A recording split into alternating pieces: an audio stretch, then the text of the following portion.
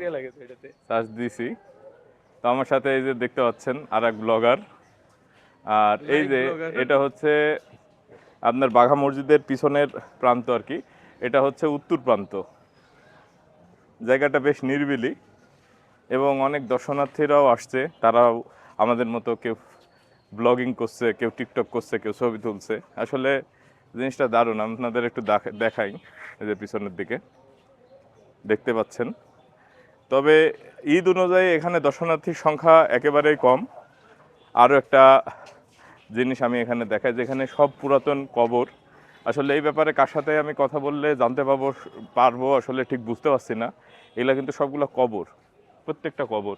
এখানে মোট আপনারা দেখতে পাচ্ছেন, আমি আপনাদের গুণে দেখাই, 1 2 3 4 5 6 7 8টা, এখানে 8টা কবর আছে, মানে এটা হচ্ছে 8 কবর।